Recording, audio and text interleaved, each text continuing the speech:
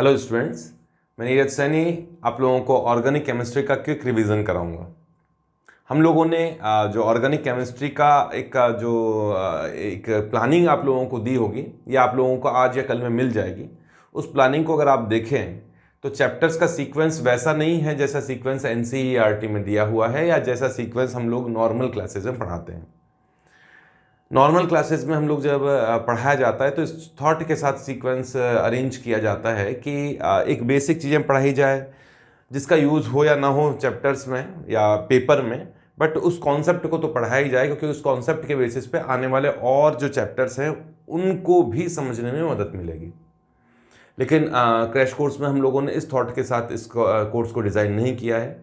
इस कोर्स को इस तरीके से इस कॉन्सेप्ट को सोचते हुए डिज़ाइन किया गया है कि आप लोगों को कम से कम टाइम में ज़्यादा से ज़्यादा फ़ायदा हो सके, आप लोगों को चीज़ें जल्दी से जल्दी समझ में आ सके। जो टाइम लिमिट हम लोगों के पास में है उस टाइम लिमिट में, उस टाइम सेगमेंट में हम लोग ज़्यादा मार्क्स कवर कर सकें, चीज़ों को समझ भी सकें। बहुत सारे कॉन्सेप्ट को या बहुत सारे जो टफ लेवल के क्वेश्चंस हैं उन सब को कवर करने की यहाँ कोशिश नहीं की जाएगी। फिर भी जो जेईई मेन में अभी तक पूछे जाते हैं जो कॉन्सेप्ट, उन कॉन्सेप्ट्स को लिया जाएगा। मैक्सिमम कॉन्सेप्ट जो कि हमें उचित लगता है कि ये तो जेईई मेन के लिए कम से कम होना ही चाहिए, वो उन सभी कॉन्सेप्ट्स को यहाँ ले जाने की कोशिश हम लोग करेंगे। इसमें आपका साथ भी बहुत ज़रूरी है क्योंकि आप ही को एग्जाम थ्योरी पढ़ने के बाद में क्वेश्चंस करने ज़रूरी हैं। आप लोगों को हम लोग थ्योरी पढ़ाने के बाद में क्वेश्चंस भी देंगे, उन क्वेश्चंस की प्रैक्टिस करना भी ज़रूरी है। उस चैप्टर को स्ट्रांग बनाने के लिए, उसमें एक ठीक ठाक लेवल का कॉन्फिडेंस आप लोगों को अचीव करने के लिए प्रैक्टिस करना ज़रूरी है। केवल थ्योरी से कुछ नहीं होता है, तो प्रैक्टिस भी ज़रूरी है।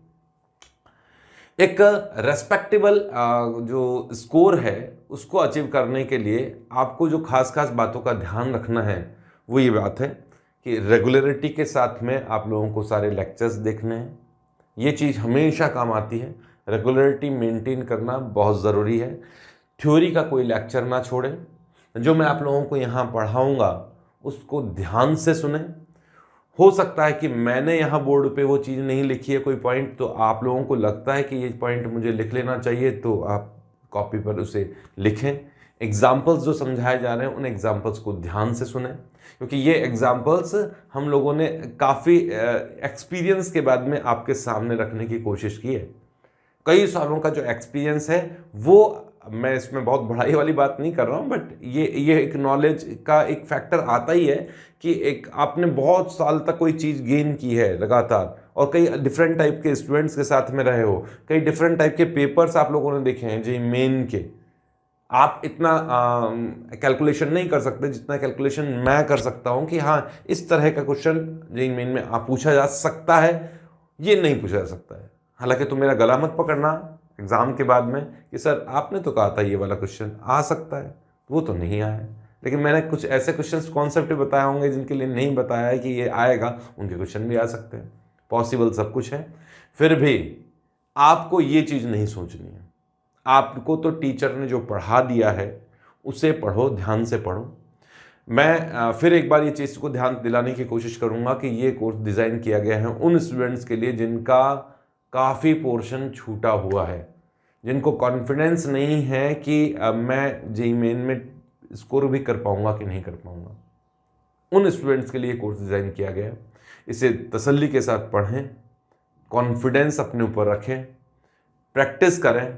प्रैक्टिस करने से ये जो क्वेश्चंस आप लोगों को दिए हैं उस टाइप का कॉन्सेप्ट बस आप लोगों का क्लियर हो जाए, ये समझ लीजिए कि एक ठीक ठाक स्कोर जेईई मेन में जो एनआईटीज़ में आप लोगों को सेलेक्ट करवाने के लिए एक बहुत हेल्पफुल होगा। वो कोर्स आप लोग पढ़ रहे हैं। ऑर्गेनिक केमिस्ट्री में हम लोगों ने जो चैप्टर्स का सीक्वेंस डिसाइड किया है वो इस सीक्वेंस में हम लोग आपको इस क्रैश कोर्स में पढ़ाएंगे कि पहले एसेंशियल चैप्टर, फिर उसके बाद में इंपॉर्टेंट चैप्टर और फिर lesser important chapter. Essential chapter में वो चैप्टर हम लोगों ने लिए हैं, जैसे ऑर्गेनिक केमिस्ट्री में मैंने जनरल ऑर्गेनिक केमिस्ट्री ली है।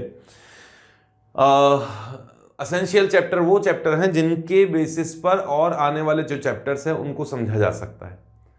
यहाँ ऑर्गेनिक केमिस्ट्री में जनरल ऑर्गेनिक केमिस्ट्री के बेसिस पर आप लोगों आगे वाले चैप्टर्स के रिएक्शंस को समझने में मदद मिलती है। उससे थोड़ा बहुत कोई कॉन्सेप्ट मुझे बताना होगा तो मुझे मदद मिलेगी। और दूसरी अच्छी बात यह है कि जीओसी में से डायरेक्ट भी क्वेश्चन खूब पूछे गए हैं, तो वो पोर्शन हम लोग सबसे पहले पढ़ेंगे। फिर इंपॉर्टेंट चैप्टर्स होंगे। इंपॉर्टेंट चैप्टर्स में प्रीवियस ईयर के जो अभी तक पेपर्स हुए हैं उन सभी पेपर्स को हम लोगों ने देखकर और उन क्वेश्चंस के बेसिस पर हम लोगों ने उनका इम्पोर्टेंस एक डिसाइड किया है कि इस चैप्टर का इम्पोर्टेंस ज़्यादा है, इससे क्वेश्चन ज़्यादा पूछे जाते हैं, तो इसे हम लोग पहले पढ़ा दें तो ये इंपॉर्टेंट चैप्टर जेईई मेन से पहले कंप्लीट हो जाए। फिर एंड में लेसर इंपॉर्टेंट चैप्टर्स जो हैं जिनके क्वेश्चन कंपैरेटिवली कम पूछे गए थे उनको आखिरी में पढ़ेंगे हम लोग। स्टार्ट करते हैं जीओसी, ठीक है? क्यों टाइम वेस्ट करें बहुत ज़्यादा, लेक्चर्स देने के लिए तो बहुत टाइम रहता है। इस चैप्टर में हम लोग पढ़ेंगे इलेक्ट्रॉनिक इफेक्ट और इलेक्ट्रॉनिक इफेक्ट की एप्लीकेशंस। इलेक्ट्रॉनिक इफेक्ट्स, किसी भी एटम, किसी भी मॉलिक्यूल या आयन में इलेक्ट्रॉन्स की एक जगह से दूसरी जगह शिफ्टिंग होने के कारण, पार्शियल या कंप्लीट शिफ्टिंग होने के कारण जो भी इफेक्ट प्रोड्यूस होते हैं वो इलेक्ट्रॉनिक इफेक्ट है। और इन इलेक्ट्रॉनिक इफेक्ट को हम लोग मेनली तीन पार्ट्स में पढ़ते हैं। फर्स्ट होता है इंडक्टिव इफेक्ट, इंडक्टिव इफेक्ट्स। दूसरा है रेजोनेंस इफेक्ट या मीजोमेरिक इफेक्ट, रेजोनेंस इफेक्ट या मीजोमेरिक इफेक्ट। और तीसरा है हाइपर कॉन्जुगेशन, हाइपर कॉन्जुगेशन, ठीक है? ये आई इफेक्ट, ये आर इफेक्ट मतलब रेजोनेंस इफेक्ट या मीजोमेरिक इफेक्ट, और ये हाइपर कॉन्जुगेशन। क्लियर है? इंडक्टिव इफेक्ट तो थोड़ा सा ही है, जरा सा ही, और इससे क्वेश्चंस डायरेक्ट पूछे भी नहीं जाते हैं। फिर भी मैं थोड़ा सा आपको इसको क्लियर कर देता हूं कि इंडक्टिव इफेक्ट का यूज आएगा तो एक तरह से एसेंशियल टाइप की चीज है जिसके क्वेश्चंस कम बनते हैं लेकिन चीज समझ में आनी चाहिए। इंडक्टिव इफेक्ट एक ऐसा इफेक्ट है जो मॉलिक्यूल्स में पोलैरिटी के कारण प्रोड्यूस होता है और ये सिग्मा बॉन्ड पे काम करता है, only on sigma bond, pi bond पे काम नहीं करता। एक मोर इलेक्ट्रॉन नेगेटिव एटम या कोई एक मोर इलेक्ट्रॉन अट्रैक्टिंग ग्रुप, जैसे मैं यहां एग्जांपल लेता हूं, ये एक एल्काइल हैलाइड है, इसमें क्लोरीन जुड़ा हुआ है, क्लोरीन की इलेक्ट्रोनेगेटिविटी कार्बन से ज्यादा होती है तो ये सिग्मा बॉन्ड के इलेक्ट्रॉन्स को अपनी ओर अट्रैक्ट कर लेगा, उसे इस तरीके से इंडिकेट किया जाता है कि सिग्मा बॉन्ड के इलेक्ट्रॉन क्लोरीन की तरफ शिफ्ट हो गए परमानेंटली। इस कारण से यहां क्लोरीन पे पार्शियल नेगेटिव चार्ज जनरेट हुआ, इस कार्बन पे इलेक्ट्रॉन्स की डेफिशिएंसी क्रिएट हुई, पोलैरिटी आ गई। अब यहां इलेक्ट्रॉन्स की कमी हो गई तो ये आगे से कार्बन से इलेक्ट्रॉन विड्रॉ करता है और ये positive charge means electron deficiency आगे से आगे बढ़ती जाती है। देखा गया है कि फोर्थ पोजीशन पे आते आते आई इफेक्ट तो खत्म हो जाता है, कोई प्रैक्टिकल सिग्निफिकेंस उसका नहीं रहता है। क्लियर? तो इलेक्ट्रॉन जो विड्रॉ कर रहा होता है वो ग्रुप, वो तो कहलाता है माइनस आई ग्रुप, और जो इलेक्ट्रॉन डोनेट कर रहा होता है वो ग्रुप कहलाता है प्लस आई वाला ग्रुप। हालांकि इनके रिलेटिव स्ट्रेंथ भी अभी बता दूंगा। तो याद रखिएगा कि फोर्थ पोजीशन पे आई इफेक्ट काम नहीं करता है। हाइड्रोजन का आई इफेक्ट 0 माना जाता है, एक तरह से रेफरेंस एटम माना गया है, और डिस्टेंस के साथ साथ ये इफेक्ट डिक्रीज हो जाता है, सिग्मा बॉन्ड पे काम करता है, परमानेंट इफेक्ट होता है। ये खास पॉइंट है, ठीक है? माइनस आई ग्रुप वो ग्रुप है जो इलेक्ट्रॉन विड्रॉ करते हैं और उनका रिलेटिव स्ट्रेंथ मैं यहां आपको बता देता हूं। माइनस आई ग्रुप कौन कौन से हैं, मतलब इलेक्ट्रॉन विड्रॉ करने वाले ग्रुप्स कौन कौन से हैं और उनका रिलेटिव स्ट्रेंथ क्या है वो सुन लो। NH3+ ग्रुप जो है इसका इलेक्ट्रॉन विड्रॉ करने का रेट बहुत ज्यादा है, इलेक्ट्रॉन विड्रॉ करता है। इसके डायरेक्ट क्वेश्चन नहीं पूछे जाएंगे बट एप्लीकेशन में इसका कॉन्सेप्ट यूज किया जाएगा। इलेक्ट्रॉन खूब अट्रैक्ट करता है। फिर होता है नाइट्रो, फिर होता है साइनाइड, जो आपको आसानी से याद हो सके और जिनका यूज आए उन्हीं ग्रुप्स को मैं यहां ले रहा हूं। फिर होगा एल्डिहाइड, ये इलेक्ट्रॉन थोड़ा कम खींचता है। कीटोन और इलेक्ट्रॉन कम अट्रैक्ट करता है, ये कीटोन हो गया। फिर कार्बोक्सिलिक एसिड है, फिर फ्लोरीन, फिर क्लोरीन, ब्रोमीन, आयोडीन। इन चारों को तो एक साथ ही लिख देता हूं, ये है आयोडीन, ठीक है? फिर O R means ether type का ग्रुप हो, फिर ओ एच ग्रुप है, फिर उसके बाद में है सी ट्रिपल बॉन्ड एच, और फिर है NH2, फिर फिनाइल, फिर विनाइल, ये विनाइल ग्रुप है, और फिर हाइड्रोजन। हाइड्रोजन का इफेक्ट तो जीरो माना जाता है, इसलिए सबसे आखिरी में। तो इलेक्ट्रॉन अट्रैक्ट करने का रिलेटिव स्ट्रेंथ है, ये थोड़ा बहुत देखना पड़ेगा आप लोगों को। दूसरा है ये माइनस प्लस आई ग्रुप, मींस इलेक्ट्रॉन डोनेट करने वाले ग्रुप, सिग्मा बॉन्ड के इलेक्ट्रॉन्स को जो डोनेट करते हैं, इनमें सबसे ज्यादा इलेक्ट्रॉन डोनेट करेगा O माइनस। OH न्यूट्रल होगा तो इलेक्ट्रॉन अट्रैक्ट करेगा, बट ऑक्सीजन पे नेगेटिव चार्ज है, इलेक्ट्रॉन ज्यादा हो गए तो इलेक्ट्रॉन डोनेट करेगा, तो ये डोनेट करने में बहुत अच्छा है। फिर COO माइनस, COOH तो इलेक्ट्रॉन अट्रैक्टिंग है, ये इलेक्ट्रॉन डोनेटिंग है, ठीक है। फिर टर्शरी एल्काइल ग्रुप, ये हो गया टर्शरी एल्काइल ग्रुप। फिर हो गया सेकेंडरी एल्काइल ग्रुप, जितने ज्यादा R ग्रुप होंगे इलेक्ट्रॉन डोनेट करने की टेंडेंसी उतनी ही ज्यादा होगी, ये सेकेंडरी एल्काइल ग्रुप। ये प्राइमरी एल्काइल ग्रुप, और ये मीथाइल सुपर प्राइमरी कह देते हैं। ड्यूटीरियम और हाइड्रोजन में ड्यूटीरियम के इलेक्ट्रॉन डोनेट करने की टेंडेंसी थोड़ी ज्यादा होती है, तो याद रखिएगा, इंपॉर्टेंट ये है कि टर्शरी इलेक्ट्रॉन ज्यादा डोनेट करता है, सेकेंडरी एल्काइल ग्रुप कम इलेक्ट्रॉन डोनेट करता है, प्राइमरी और कम इलेक्ट्रॉन डोनेट करता है। ये रिलेटिव स्ट्रेंथ है -I और +I ग्रुप्स की। इसमें तो थ्योरी का पोर्शन तो इतना ही था आई इफेक्ट के लिए। एप्लीकेशंस लेंगे एक साथ, फिर लेते हैं रेजोनेंस क्या होता है। रेजोनेंस इफेक्ट पढ़ने से पहले रेजोनेंस क्या होता है उसके बारे में बात करते हैं। अगर मैं एक लाइन में डेफिनेशन की बात करूं तो कॉन्जुगेशन में इलेक्ट्रॉन्स का डीलोकलाइजेशन ही रेजोनेंस है। अब आप कॉन्जुगेशन क्या होता है यही पूछेंगे, क्या होता है सर कॉन्जुगेशन, बताते हैं, लिख लो। डीलोकलाइजेशन, डीलोकलाइजेशन का मतलब एक जगह इलेक्ट्रॉन पड़े हुए हैं वो तो लोकलाइज्ड है, और वो इलेक्ट्रॉन पूरी जगह फैले हुए हैं वो डीलोकलाइज्ड है। तो delocalisation of conjugated electrons, conjugated pi electrons, pi bond में जो इलेक्ट्रॉन्स होते हैं या पाई सिस्टम के जो इलेक्ट्रॉन्स होते हैं, conjugated pi electrons is called resonance. नहीं समझ में आया ना, ऐसे समझ में आएगा। देखो सुनो, डीलोकलाइजेशन क्या होता है उसके बारे में बात करेंगे, कॉन्जुगेशन क्या होता है उसके बारे में बात करेंगे, लेकिन पहले एक एग्जांपल सुन लो बेंजीन के बारे में। देखो क्या होता है कि रेजोनेंस होता क्या है, पहले सुन लो। रेजोनेंस में इलेक्ट्रॉन एक ही जगह फिक्स नहीं होते हैं, वो कई पोजीशन पर इक्वली या अनइक्वल भी डिस्ट्रीब्यूट हो जाते हैं। ये इलेक्ट्रॉन्स का जो डिस्ट्रीब्यूशन है, इसके कारण इलेक्ट्रॉन एक क्लाउड बन जाता है, इसे ही रेजोनेंस कहा जाता है। कई बार कुछ कंपाउंड्स की, कुछ आयंस की प्रॉपर्टीज को एक्सप्लेन करने के लिए डिफरेंट स्ट्रक्चर्स बनानी पड़ती है। कभी कभी तो एक ही स्ट्रक्चर से कंपाउंड की सारी प्रॉपर्टीज एक्सप्लेन हो जाती है, लेकिन कुछ कंपाउंड्स में या कुछ आयंस में प्रॉपर्टीज को एक्सप्लेन एक ही स्ट्रक्चर से नहीं किया जा सकता, फिर उन्हें एक से ज्यादा स्ट्रक्चर से एक्सप्लेन करने की जरूरत पड़ती है, और ये रेजोनेटिंग स्ट्रक्चर्स कहलाती हैं। ये एक से ज्यादा जो स्ट्रक्चर्स होती हैं ये रेजोनेटिंग स्ट्रक्चर्स कहलाती हैं। ये वास्तविक स्ट्रक्चर्स नहीं होती है, हाइपोथेटिकल स्ट्रक्चर्स होती हैं, कैनोनिकल स्ट्रक्चर्स भी इन्हें कहा जाता है।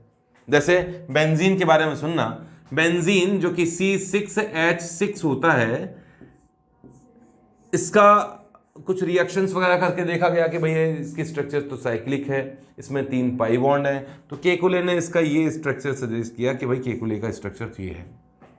लेकिन बेंजीन में जितने भी कार्बन कार्बन बॉन्ड हैं, कार्बन कार्बन बॉन्ड जो है वो सारे के सारे बॉन्ड, मतलब 6 बॉन्ड जो है वो इक्वल लेंथ वाले हैं। बॉन्ड लेंथ जो होती है इन बेंजीन ये होती है 1.40 एंगस्ट्रॉम, कई जगह 1.39 एंगस्ट्रॉम भी लिखा हुआ है। यहां जो बेंजीन की स्ट्रक्चर देखी जा रही है जो केकुले ने दी थी, उस हिसाब से तो बेंजीन में यहां डबल बॉन्ड है, डबल बॉन्ड छोटा होता है, सिंगल बॉन्ड बड़ा होता है। तो बेंजीन में 2 तरह की बॉन्ड लेंथ होनी चाहिए, लेकिन बेंजीन में जितने भी बॉन्ड लेंथ है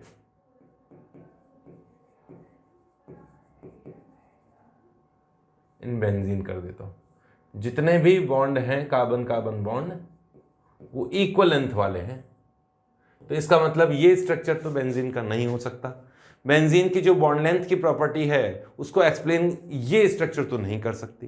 तो केकुले ने क्या किया, बताया कि ये इलेक्ट्रॉन्स जो हैं एक जगह फिक्स नहीं होते हैं, जैसे यहां हो गए हैं, ये डीलोकलाइज्ड होते हैं, ये इस तरीके से भी रेजोनेटिंग स्ट्रक्चर से शो किया जाएगा। हालांकि ऐसा नहीं होता कि कभी यहां आ गए, कभी यहां आ गए, कभी यहां आ गए, ये इक्वली डिस्ट्रीब्यूटेड होते हैं। तो केकुले स्ट्रक्चर्स दी गई, केकुले स्ट्रक्चर्स जो है वो बेंजीन की प्रॉपर्टीज को एक्सप्लेन करती हैं, जैसे बॉन्ड लेंथ भी एक प्रॉपर्टी है, और भी कई पॉइंट्स हैं, उनको प्रॉपर्टीज को एक्सप्लेन करने के लिए स्ट्रक्चर्स दी गई हैं। ये दोनों ही बेंजीन की रेजोनेटिंग स्ट्रक्चर्स हैं। हालांकि और भी स्ट्रक्चर्स दी गई थी बेंजीन के लिए, ये भी बेंजीन की रेजोनेटिंग स्ट्रक्चर है, ये भी बेंजीन की एक रेजोनेटिंग स्ट्रक्चर है। हालांकि इनका यूज बहुत कम होता है, डेवार रेजोनेटिंग स्ट्रक्चर्स कहा जाता है इन्हें, डेवार।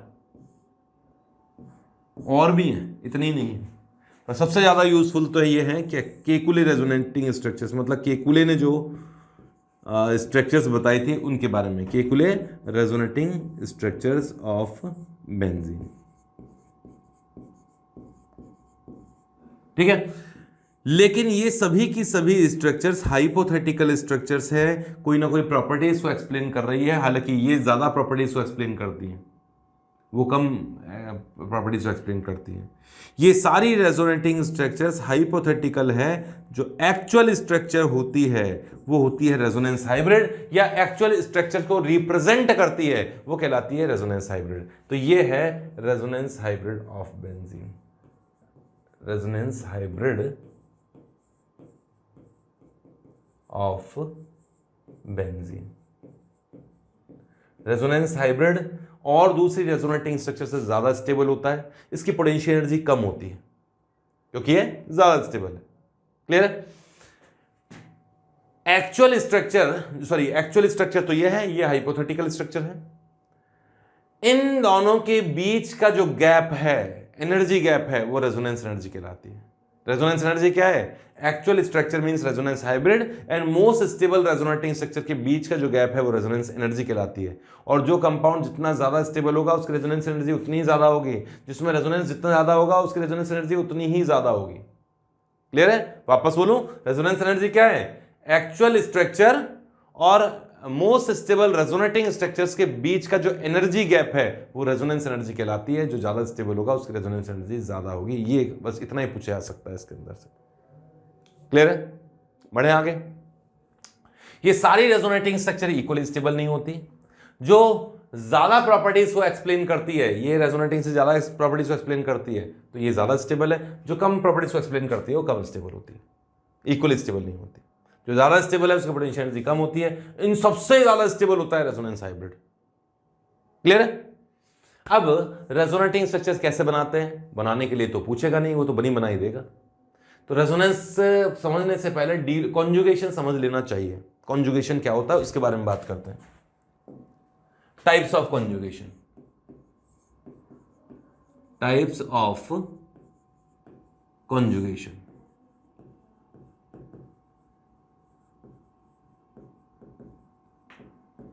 देखना कई तरह के होते हैं, उसमें से पहला ले रहा हूं multiple bond, multiple bond, multiple bond, multiple bond conjugation, multiple bond conjugation.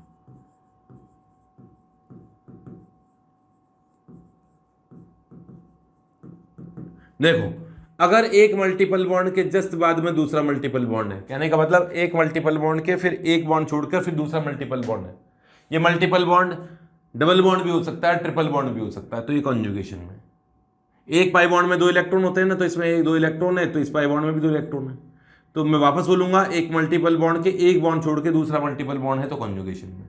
इसमें 1 2 3 4 पाई इलेक्ट्रॉन्स हैं, 4 पाई इलेक्ट्रॉन्स इन कॉन्जुगेशन में। ये रेजोनेंस कर सकता है। ऐसे ही ये है मल्टीपल बॉन्ड, फिर से एक बॉन्ड छोड़ दिया, फिर मल्टीपल बॉन्ड, फिर एक बॉन्ड छोड़ दिया, फिर मल्टीपल बॉन्ड, तो इसमें 6 पाई इलेक्ट्रॉन्स कॉन्जुगेशन में है। अच्छा, कोई जरूरी नहीं है कि ये कार्बन कार्बन ही होने चाहिए। ये कार्बन कार्बन डबल बॉन्ड और ये कार्बन ऑक्सीजन का डबल बॉन्ड है, कोई बात नहीं, एक मल्टीपल बॉन्ड के एक बॉन्ड छोड़कर फिर मल्टीपल बॉन्ड है, तो यहां से लेकर यहां तक कॉन्जुगेशन में, ठीक है। तो यहां भी 4 पाई इलेक्ट्रॉन कॉन्जुगेशन में। अच्छा, ऐसा हो तो कि एक डबल बॉन्ड है फिर दूसरा डबल बॉन्ड और आ गया, तो ये कॉन्जुगेशन नहीं है ना, ये कॉन्जुगेशन नहीं, लगातार नहीं होनी चाहिए। क्लियर है? लेकिन इंपॉर्टेंट पॉइंट सुनना, इसमें रेजोनेंस हो सकता है, ये कॉन्जुगेट, ये डबल बॉन्ड है, फिर डबल बॉन्ड है, फिर डबल बॉन्ड है, यहां कॉन्जुगेशन है। तो मैंने जो बोला था उस चीज को ध्यान से सुनिएगा, मल्टीपल बॉन्ड के एक बॉन्ड छोड़ने के बाद मल्टीपल बॉन्ड होना चाहिए, और वो जो एक बॉन्ड है वो सिंगल बॉन्ड नहीं बोला मैंने, वो डबल बॉन्ड भी हो सकता है। यहां मल्टीपल बॉन्ड लगातार है, यहां देखना इस मल्टीपल बॉन्ड के एक बॉन्ड छोड़ने के बाद ये मल्टीपल बॉन्ड है, तो ये दोनों आपस में कॉन्जुगेशन में है, ये कॉन्जुगेशन में। क्लियर है? तो मल्टीपल बॉन्ड कॉन्जुगेशन इस तरह का होता है। ये मल्टीपल बॉन्ड ट्रिपल बॉन्ड भी हो सकते हैं, डबल बॉन्ड भी हो सकते हैं। ये मल्टीपल बॉन्ड जहां होंगे वहां रेजोनेंस होगा, स्टेबिलिटी बढ़ेगी, इस तरीके से बॉन्ड होंगे। सेकेंड टाइप का कॉन्जुगेशन है, ये कॉन्जुगेशन को पहचानने के तरीके हैं। सेकेंड लेता हूं मैं मल्टीपल बॉन्ड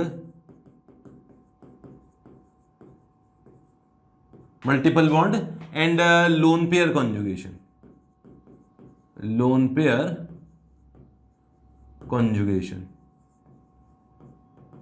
मल्टीपल बॉन्ड के एक बॉन्ड छोड़ने के बाद लोन पेयर होना चाहिए। ये रहा मल्टीपल बॉन्ड, एक बॉन्ड छोड़ने के बाद लोन पेयर। नाइट्रोजन लगाता हूं, चलो उस नाइट्रोजन पर एक लोन पेयर होता है, ये रहा, तो यहां कॉन्जुगेशन है। ये मल्टीपल बॉन्ड, एक बॉन्ड छोड़ा और यहां लोन पेयर। इसको भी पाई इलेक्ट्रॉन में काउंट करते हैं, 1 2 3 4, तो ये 4 पाई इलेक्ट्रॉन सिस्टम कहलाता है, कॉन्जुगेशन है। यहां ऑक्सीजन होता तो भी कॉन्जुगेशन है।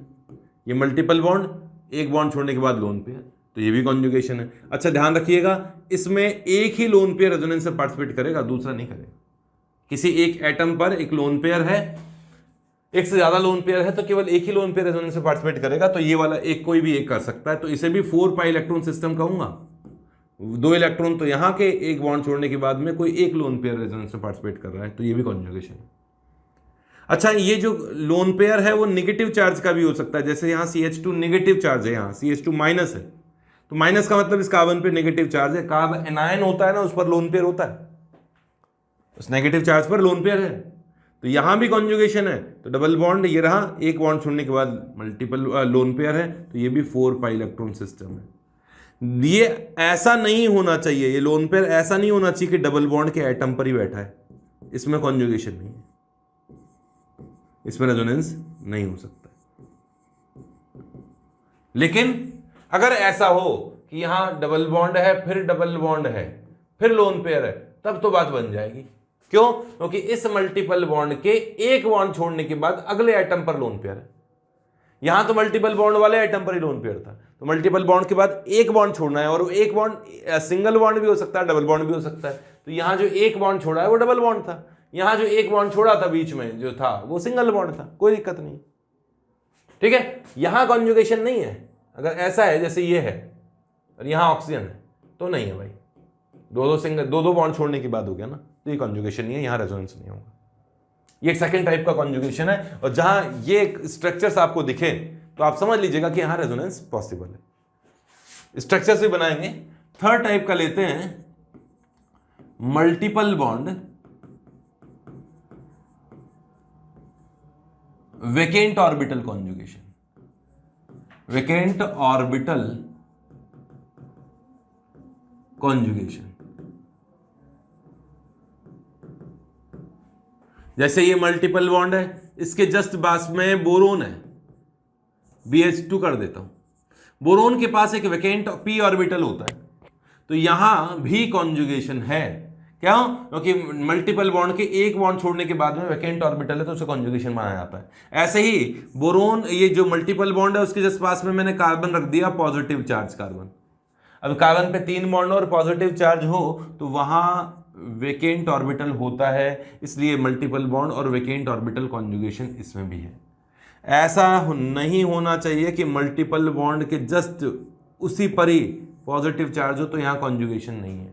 लेकिन मल्टीपल बॉन्ड के एक बॉन्ड छोड़ने के बाद, ये मल्टीपल बॉन्ड है, फिर एक बॉन्ड छोड़ने के बाद फिर ये पॉजिटिव चार्ज आ गया, मतलब वैकेंट ऑर्बिटल आ गया। यहां मल्टीपल बॉन्ड और एक बॉन्ड छोड़ने के बाद फिर वैकेंट ऑर्बिटल है, यहां कॉन्जुगेशन है। क्लियर है?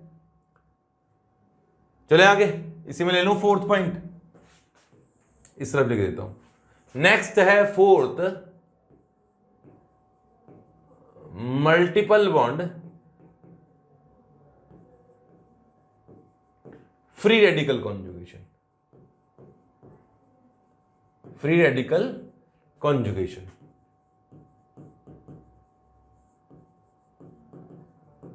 मल्टीपल बॉन्ड के एक बॉन्ड छोड़ने के बाद यहां फ्री रेडिकल होना चाहिए, अनपेड इलेक्ट्रॉन है, तो यहां कॉन्जुगेशन है, ये 3 पाई इलेक्ट्रॉन सिस्टम है, 2 इलेक्ट्रॉन ये रहा, 1 इलेक्ट्रॉन ये रहा। मल्टीपल बॉन्ड के जस्ट इस मल्टीपल बॉन्ड पर ये नहीं होना चाहिए। मल्टीपल बॉन्ड के एक बॉन्ड छोड़ने के बाद ये होगा तो चल जाएगा, ये रहा मल्टीपल बॉन्ड, एक बॉन्ड छोड़ दिया, ये है, यहां कॉन्जुगेशन है। क्लियर है? और जहां कॉन्जुगेशन होता है वहां रेजोनेंस पॉसिबल है। तो रेजोनेंस स्ट्रक्चर कैसे बनाते हैं वो हम लोग बात करेंगे। एक पॉइंट और बच रहा है, यहां तक तो आप देख सकते हैं। नेक्स्ट पॉइंट पे बढ़ते हैं। फिफ्थ पॉइंट है कॉन्जुगेशन के टाइप्स में vacant orbital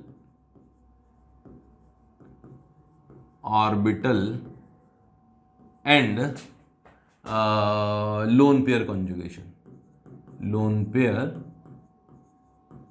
conjugation, vacant orbital and lone pair conjugation. देखो मेरी बात सुनिए, अगर यहां वैकेंट ऑर्बिटल है, बताया कार्बन पे पॉजिटिव चार्ज होता है तो वैकेंट ऑर्बिटल होता है, और जस्ट पास में लोन पेयर है, ये रहा, तो इस लोन पेयर के एक बॉन्ड छोड़कर वैकेंट ऑर्बिटल है, कॉन्जुगेशन है। ये रहा लोन पेयर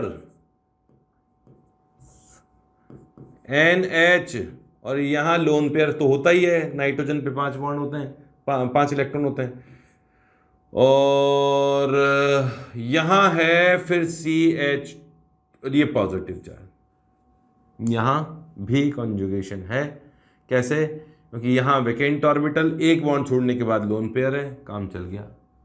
ये ऐसी सिचुएशन है, यहां पॉजिटिव चार्ज, यहां डबल बॉन्ड, और ये लोन पेयर है यहां भी कॉन्जुगेशन, लोन पेयर के एक बॉन्ड छोड़ने के बाद पॉजिटिव चार्ज है, कॉन्जुगेशन। 1 मिनट, 1 2 3, ठीक है। कहने का मतलब जैसे ये है CH2+, यहां फ्लोरीन है, तो फ्लोरीन का लोन पेयर, और यहां वैकेंट ऑर्बिटल, कॉन्जुगेशन है। यहां पॉजिटिव चार्ज है और यहां क्लोरीन है, तो क्लोरीन का लोन पेयर, एक बॉन्ड छोड़ने के बाद वैकेंट ऑर्बिटल, कॉन्जुगेशन है। ठीक है, रेजोनेंस होगा। जैसे यहां नेगेटिव चार्ज है, अब नेगेटिव चार्ज है तो लोन पेयर है, तो इसके पास में वैकेंट ऑर्बिटल होना चाहिए। तो यहां फ्लोरीन के पास तो वैकेंट ऑर्बिटल होता ही नहीं है, यहां कॉन्जुगेशन नहीं है। लेकिन नेगेटिव चार्ज है और यहां क्लोरीन है, तो अब आप बोलोगे कि सर ये लोन पेयर है और इस पास भी लोन पेयर है, तो कॉन्जुगेशन नहीं होना चाहिए। बट क्लोरीन 3rd पीरियड का एलिमेंट है, ये तो 2nd पीरियड का एलिमेंट है। क्लोरीन के पास में 3D वैकेंट ऑर्बिटल होते हैं, इसके पास में वैकेंट ऑर्बिटल हैं, कौन से वाले? 3D वैकेंट ऑर्बिटल हैं, तो यहां कॉन्जुगेशन होगा। तो कॉन्जुगेशन कहां कहां होगा वो मैंने आपको बेसिक आइडिया दिया है, और जहां कॉन्जुगेशन होगा वहीं रेजोनेंस हो सकता है। अब रेजोनेटिंग स्ट्रक्चर कैसे बनाते हैं वो मैं आपको सिखा रहा हूं, लेकिन साथ में ये रूल भी बता रहा हूं कि रेजोनेटिंग स्ट्रक्चर्स की स्टेबिलिटी कैसे निकाली जाती है। तो हेडिंग डाल लीजिए आप लोग, स्टेबिलिटी ऑफ रेजोनेटिंग स्ट्रक्चर्स। चले नेक्स्ट पेज पर, स्टेबिलिटी ऑफ रेजोनेटिंग स्ट्रक्चर्स। ये वाले क्वेश्चंस पूछे जाते हैं, रेजोनेटिंग स्ट्रक्चर्स की स्टेबिलिटी के क्वेश्चंस पूछे जाते हैं। तो रेजोनेटिंग स्ट्रक्चर बनाना भी सीख लो, और उसके रूल्स भी मैं बोलता जाता हूं, सुनते जाओ। बेसिक रूल्स हैं, कोई नया रूल नहीं है। पहला, जो रेजोनेटिंग स्ट्रक्चर जिस रेजोनेटिंग स्ट्रक्चर में नंबर ऑफ बॉन्ड्स ज्यादा हो, सुन लो मैं बोल रहा हूं, लिखूंगा नहीं। जिनमें नंबर ऑफ बॉन्ड्स ज्यादा हैं वो ज्यादा स्टेबल होती है, पहली बात। दूसरी बात यह है कि जिसमें सभी एटम्स का ऑक्टेट, इसी सीक्वेंस का फॉलो करना, जिसमें नंबर ऑफ बॉन्ड्स ज्यादा है वो ज्यादा स्टेबल है, जिसमें सभी एटम्स का ऑक्टेट कंप्लीट है वो ज्यादा स्टेबल है, और न्यूट्रल रेजोनेटिंग स्ट्रक्चर ज्यादा स्टेबल है चार्ज के कंपेयर में। और अगर चार्ज रेजोनेटिंग स्ट्रक्चर है तो negative charge more electron negative atom पर होना चाहिए, positive charge more electron positive atom पर होना चाहिए। समझे कुछ? बोलूं? तो पहले तो क्या देखोगे, नंबर ऑफ बॉन्ड्स देख लेना। हिंट दे देता हूं, चलो यहां स्ट्रक्चर बनाने से पहले हिंट दे देता हूं कि पहले क्या देखना है, नंबर ऑफ बॉन्ड्स, मतलब जिस रेजोनेटिंग स्ट्रक्चर में बॉन्ड्स ज्यादा है वो ज्यादा स्टेबल होती है। फिर क्या देखना है, ऑक्टेट रूल। ऑक्टेट रूल देख लेना। अगर कोई ऐसी स्ट्रक्चर है जिसमें किसी एटम का ऑक्टेट कंप्लीट नहीं है और दूसरी रेजोनेटिंग स्ट्रक्चर में ऑक्टेट कंप्लीट है, तो वो ज्यादा स्टेबल होगी जिसका ऑक्टेट कंप्लीट है। ठीक है। तीसरा पॉइंट है, न्यूट्रल स्ट्रक्चर चार्ज स्ट्रक्चर से ज्यादा स्टेबल होगी। न्यूट्रल रेजोनेटिंग स्ट्रक्चर, आरएस मतलब resonating structure, charge resonating structure से ज्यादा स्टेबल होगी। उसके बाद में देख लेना इलेक्ट्रो नेगेटिविटी।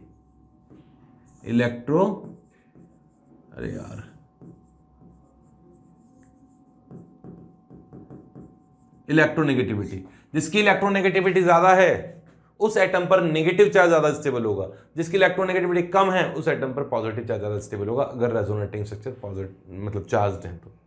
ये कुछ बेसिक रूल्स हैं, उनके बेसिस से बता देता हूं। जैसे ये वाला एक आयन है, इसमें कॉन्जुगेशन है, multiple bond vacant orbital conjugation है, तो इसके रेजोनेटिंग स्ट्रक्चर ऐसे बनाते हैं कि मल्टीपल बॉन्ड के इलेक्ट्रॉन इस वेकेंट ऑर्बिटल की ओर शिफ्ट करते हैं।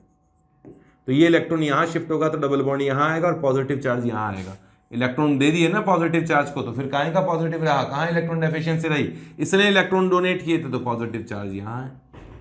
ये दोनों इक्वली स्टेबल हैं, तो एक जैसी दिख रही है मुझे, इक्वली स्टेबल रेजोनेटिंग स्ट्रक्चर है दो स्ट्रक्चर, लेकिन दोनों की स्टेबिलिटी इक्वल है क्योंकि इक्वल जैसे स्ट्रक्चर है।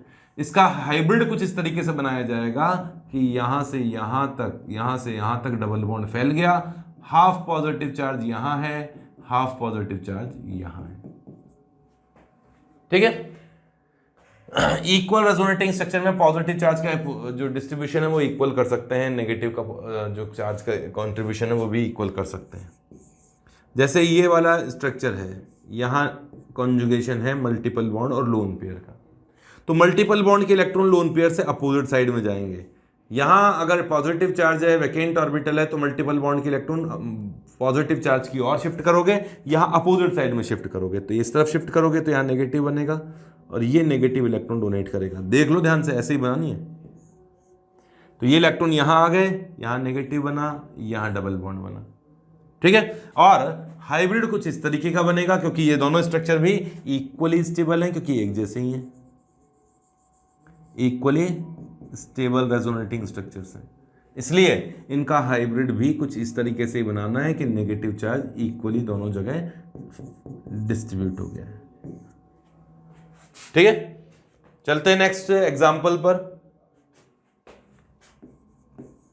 जैसे ये डबल बॉन्ड है और यहां वेकेंट ऑर्बिटल है, तो इलेक्ट्रॉन्स की शिफ्टिंग कैसे करानी होती है, इसमें किस तरीके से रेजोनेंस कराना होता है। इसमें आप ये मान लीजिए कि ये वाला बॉन्ड टूट गया, इसका एक इलेक्ट्रॉन और इसका एक इलेक्ट्रॉन ने डबल बॉन्ड में आ लिया और एक इलेक्ट्रॉन यहां रह गया। ये लो, डबल बॉन्ड बन गया और एक इलेक्ट्रॉन यहां रह गया, ये इलेक्ट्रॉन यहां रह गया। यहां भी दोनों स्ट्रक्चर एक जैसे ही है तो इक्वली स्टेबल है। ये तो बेसिक सी स्ट्रक्चर मैंने बना के दे दी। ठीक है।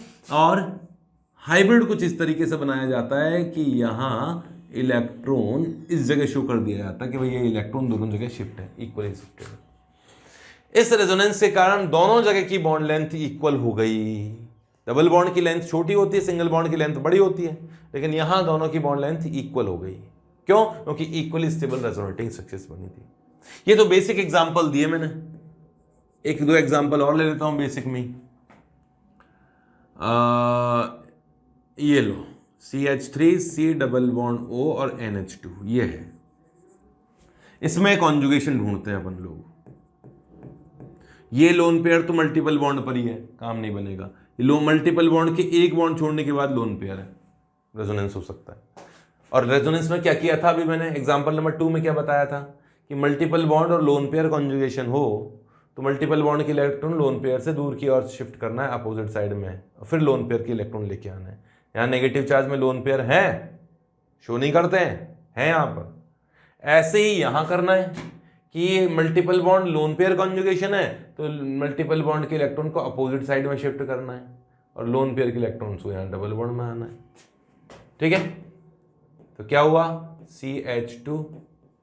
अब यहाँ O बन गया, उस पर इलेक्ट्रॉन आ गया, न्यूट्रल को इलेक्ट्रॉन डोनेट किया था तो नेगेटिव चार्ज हो गया, और न्यूट्रल ने इलेक्ट्रॉन डोनेट किया था, देखो इलेक्ट्रॉन यहां आ गए तो डबल बॉन्ड बन गया इस जगह।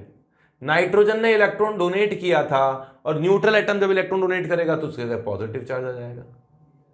देखना एक बार, यहां नेगेटिव चार्ज इलेक्ट्रॉन डोनेट कर रहा था तो न्यूट्रल हो गया, और जब न्यूट्रल इलेक्ट्रॉन डोनेट कर रहा है तो पॉजिटिव चार्ज हो गया, उस पर डेफिशिएंसी हो गई।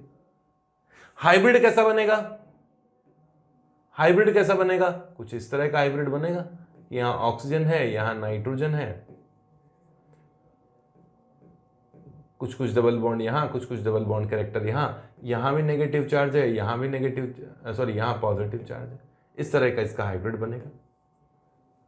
इन दोनों में ज्यादा स्टेबल कौन हुआ? चलो रूल्स देखते हैं। मैंने बताया था जिसमें बॉन्ड ज्यादा हो ज्यादा स्टेबल होगा। नंबर ऑफ बॉन्ड्स काउंट करो, सब में जितने इसमें है उतने ही इसमें। फिर मैंने कहा था कि ऑक्टेट देखो, सभी का ऑक्टेट कंप्लीट है, जितने इसका भी 8 इलेक्ट्रॉन है, इसमें भी 8 इलेक्ट्रॉन है।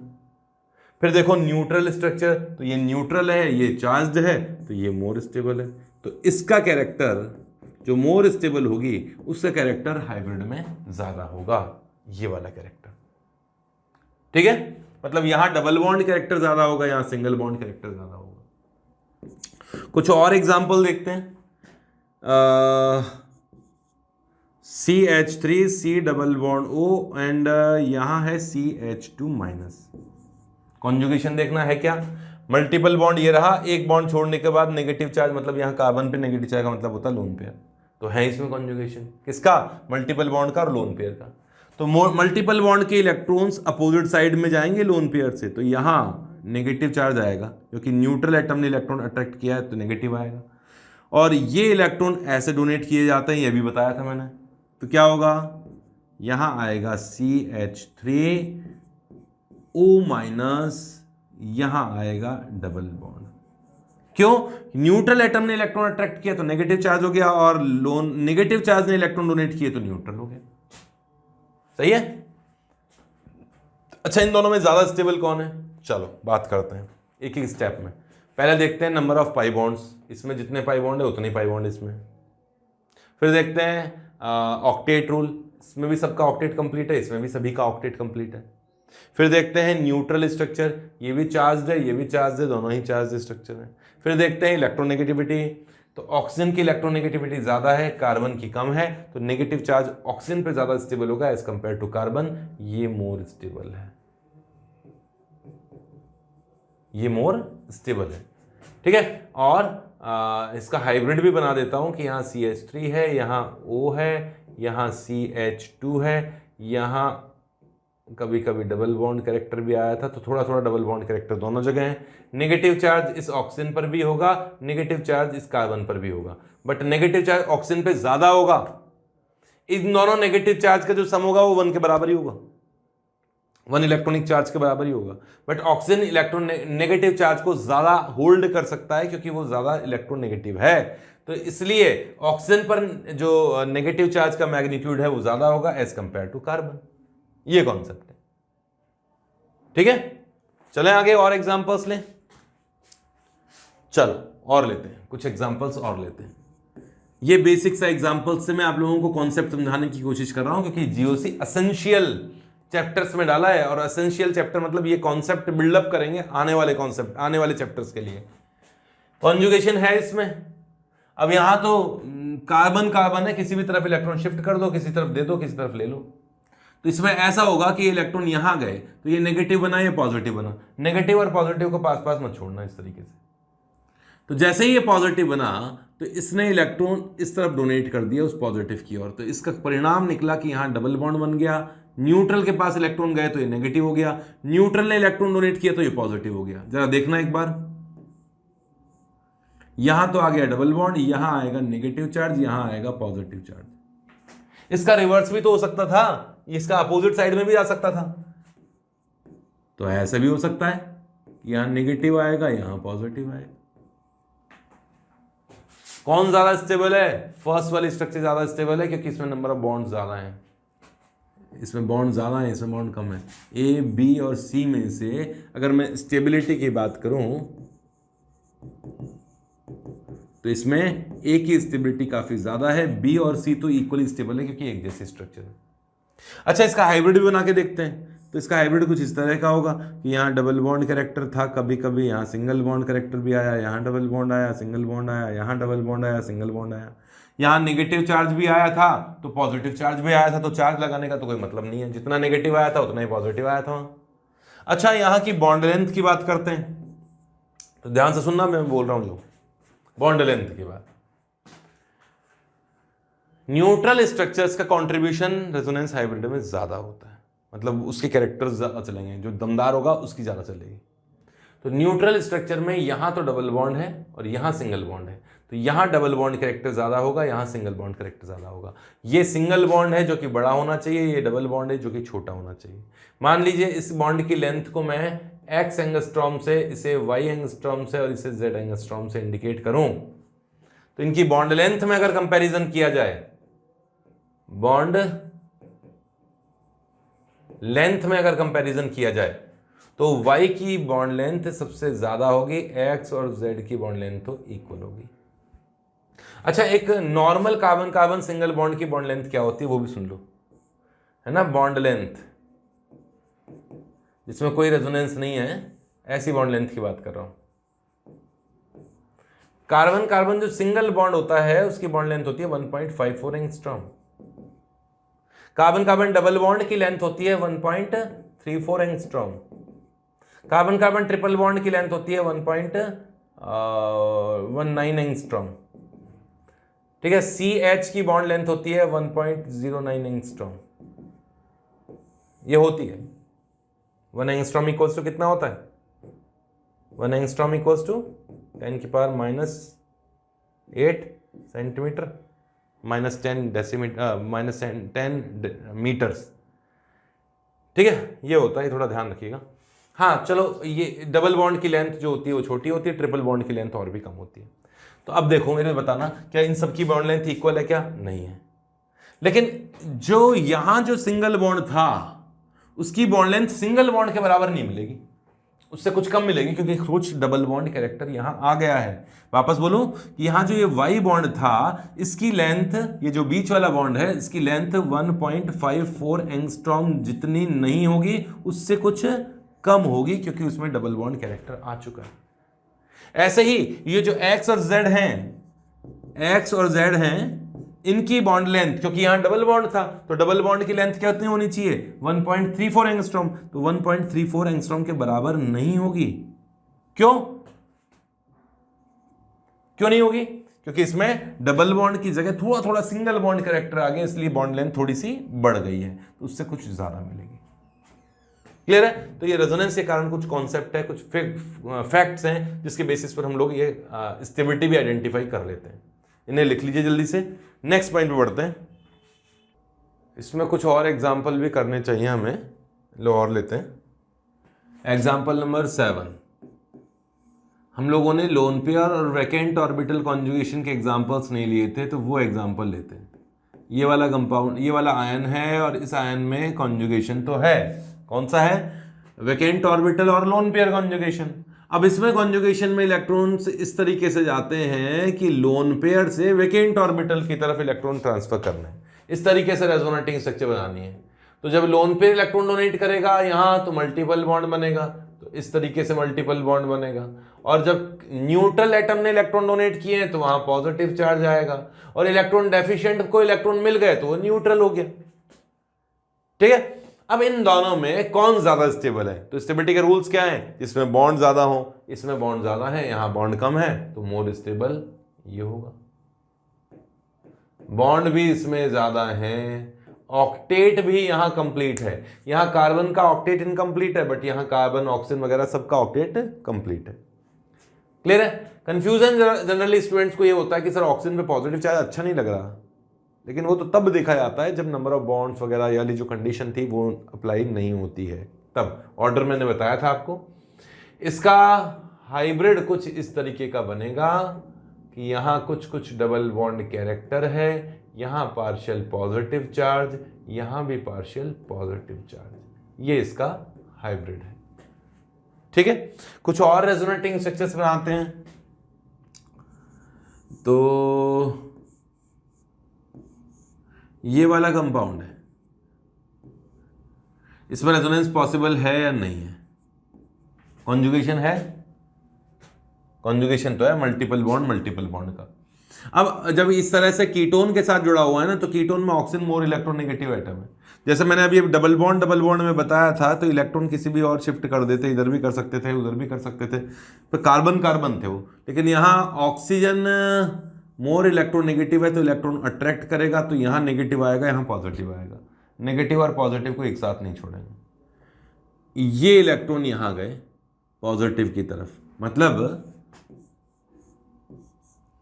ऑक्सीजन पे आ गया नेगेटिव चार्ज, यहां पॉजिटिव आया, तो ये डबल बॉन्ड जो यहां था उसने इलेक्ट्रॉन डोनेट किए, यहां पॉजिटिव आ गया।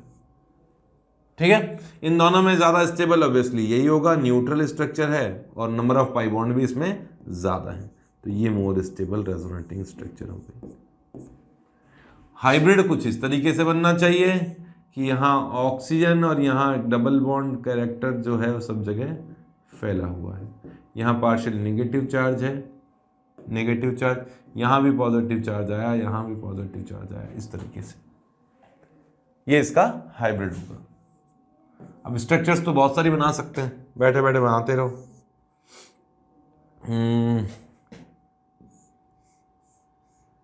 यहां डबल बॉन्ड O, यहां डबल बॉन्ड और यहां CH2 माइनस। ठीक है, ये माइनस का, हालांकि ये वाला रेजोनेंस भी कर सकते हैं अपन, ऐसा भी कर सकते हैं एक साथ, पर मैं तुम्हें थोड़ा सिंपल तरीके से बता रहा हूँ कि ये डबल बॉन्ड और ये लोन पेयर कॉन्जुगेशन में है, तो ये इलेक्ट्रॉन यहाँ आए लोन पेयर से अपोजिट साइड में, तो रेजोनेटिंग स्ट्रक्चर बनी इस तरह से, ये बनी। ठीक है, फिर ये लोन पेयर इस तरह से रेजोनेंस करेंगे, डबल बॉन्ड से अपोजिट साइड में जाएंगे लोन पेयर के इलेक्ट्रॉन, डबल बॉन्ड के इलेक्ट्रॉन अपोजिट साइड में जा रहे हैं लोन पेयर से, तो यहां आ गया O माइनस, यहां डबल बॉन्ड, यहां डबल बॉन्ड। तो ये कुछ तरीके हैं जिससे कि हम लोग रेजोनेटिंग स्ट्रक्चर्स बना सकते हैं। इसमें सबसे ज्यादा स्टेबल कौन सा होगा? ये होगा, ऑक्सीजन पे नेगेटिव चार्ज है, बॉन्ड तो इक्वली है।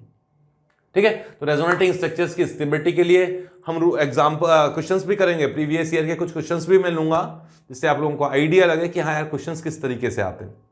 नेक्स्ट हम लोग पढ़ते हैं हाइपर कॉन्जुगेशन, ये तो रेजोनेटिंग स्ट्रक्चर्स के बारे में हुआ। अच्छा, मीजोमेरिक इफेक्ट, एक मिनट, ये भी इंपॉर्टेंट है, मीजोमेरिक इफेक्ट।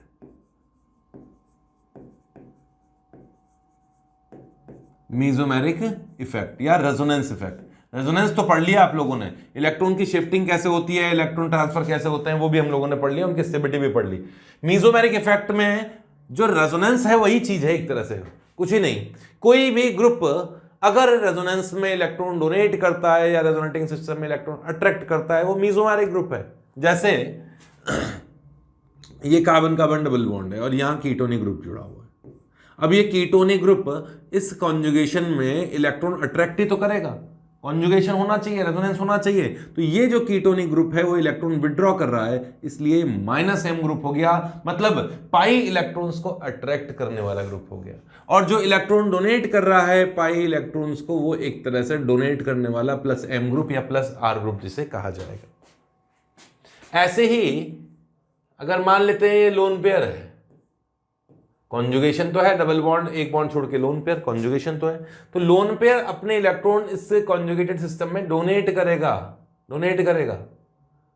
हाँ, डबल बॉन्ड के इलेक्ट्रॉन अपोजिट साइड जा रहे हैं लोन पेयर से, तो यहां ये जो ग्रुप है, ये ऑक्सीजन वाला जो ग्रुप है वो डोनेटिंग ग्रुप हो गया +m, और यहाँ कार्बन कार्बन डबल बॉन्ड वाला जो ग्रुप हो गया वो -m हो गया। Actually carbon carbon double bond दोनों तरह का काम कर लेते हैं। अगर इलेक्ट्रॉन डोनेट करने वाला ग्रुप आएंगे तो ये इलेक्ट्रॉन ले लेंगे, अगर इलेक्ट्रॉन विड्रॉ करने वाला ग्रुप आएंगे तो ये इलेक्ट्रॉन डोनेट कर देंगे। ठीक है, मतलब +m वाले ग्रुप कौन से ग्रुप हुए? जो कॉन्जुगेशन में इलेक्ट्रॉन डोनेट करते हैं वो +m है, जो कॉन्जुगेशन में इलेक्ट्रॉन अट्रैक्ट करते हैं वो -m है। डेफिनेशन लिखवाने की जरूरत ही नहीं है, जैसे प्लस आई था सिग्मा बॉन्ड में, ये पाई इलेक्ट्रॉन्स का कॉन्जुगेशन के कारण है, डोनेटिंग एंड एक्सेप्टिंग ग्रुप्स। ठीक है, जो +m ग्रुप हैं उनको पहचानने का कॉन्सेप्ट ये है कि +m ग्रुप जो कि पाई इलेक्ट्रॉन डोनर ग्रुप होते हैं, पाई इलेक्ट्रॉन डोनेटिंग ग्रुप्स होते हैं, donating groups in conjugation system, conjugation या कॉन्जुगेट सिस्टम। जो कॉन्जुगेट सिस्टम में या रेजोनेंसिंग सिस्टम में इलेक्ट्रॉन डोनेट करते हैं वो +m ग्रुप है, और इनको पहचानने का तरीका है कि पहले एटम पर लोन पेयर मिलेगा, इनके फर्स्ट एटम पर लोन पेयर होगा, है ना? क्या होगा? Lone pair on first atom, first atom पर लोन पेयर जरूर मिलेगा आप लोगों को। इनका रिलेटिव स्ट्रेंथ, हालांकि इसका बहुत ज्यादा यूज नहीं होता है, लेकिन फिर भी मतलब ये ऑथेंटिक चीज तो नहीं है, कहीं पर ऐसा बुक्स में अच्छी बुक्स में तो नहीं लिखा हुआ है, फिर भी जो एग्जांपल्स करने में इस ऑर्डर का काफी मदद मिलती है। ये इलेक्ट्रॉन डोनेट करने वाले ग्रुप का नेचर मैं बता देता हूं। जो नेगेटिवली चार्ज ग्रुप होंगे इनका इलेक्ट्रॉन डोनेट करने का नेचर सबसे ज्यादा होगा, लोन पेयर वाले ही ग्रुप्स ले रहा हूं। फिर होता है न्यूट्रल वाला नाइट्रोजन, इसमें NHR का थोड़ा कम होता है, फिर NR2 का, और फिर OH, फिर OR, फिर है NHC डबल बॉन्ड OR, फिर है OC डबल बॉन्ड OR, इसके बाद में है PH, carbon carbon double bond और ट्रिपल बॉन्ड का भी इलेक्ट्रॉन डोनेट करने का नेचर होता है। फिर fluorine chlorine bromine iodine, fluorine chlorine bromine और आयोडीन, ये ऑर्डर होता है। मतलब लोन पेयर्स तो सभी हैं, इनके अलावा सभी एटम्स पर लोन पेयर है फर्स्ट एटम पर। कार्बन कार्बन डबल बॉन्ड तो दोनों काम कर लेते हैं, इसलिए मैंने इसको +m में भी रखा है, चाहे वो रिंग का हो चाहे वो normal carbon carbon double bond हो। इसके अलावा सभी लोन पेयर कंटेनिंग है। नाइट्रोजन की इलेक्ट्रॉन डोनेट करने की नेचर जो होती है वो ऑक्सीजन के कंपेयर में ज्यादा होती है। अच्छा, इन दोनों की इलेक्ट्रॉन डोनेट करने की नेचर जो है वो कम है, +m कम है, क्योंकि ये इस और इलेक्ट्रॉन डोनेट करना चाहते हैं, बट बैक साइड से कीटोनिक ग्रुप ने इलेक्ट्रॉन खींच लिए, इसलिए उस तरफ इलेक्ट्रॉन डोनेट करने की टेंडेंसी थोड़ी कम हो जाती है। हैलोजेंस की इलेक्ट्रॉन डोनेट करने की टेंडेंसी तो सबसे कम होनी ही चाहिए, क्योंकि ये इलेक्ट्रॉन डोनेट करना ही नहीं चाहते, करना पड़ता है हालांकि इनके पास लोन पेयर है इसलिए, बट इनका मन तो नहीं होता, क्योंकि इलेक्ट्रॉन नेगेटिविटी बहुत ज्यादा होती है इनकी।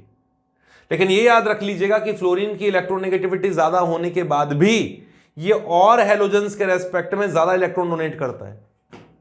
इलेक्ट्रॉन नेगेटिविटी अगर ज्यादा है तो इलेक्ट्रॉन कम डोनेट करना चाहिए। जैसे नाइट्रोजन की इलेक्ट्रॉन नेगेटिविटी कम है, ऑक्सीजन की ज्यादा है, तो ऑक्सीजन कम इलेक्ट्रॉन डोनेट करता है नाइट्रोजन के रेस्पेक्ट में, तो यहां भी यही सिचुएशन होनी चाहिए। बट याद रखिएगा छोटी साइज वाला जो एटम है उसका +m कंपैरेटिवली ज्यादा होता है, बड़ी साइज वाले का +m कम होता है।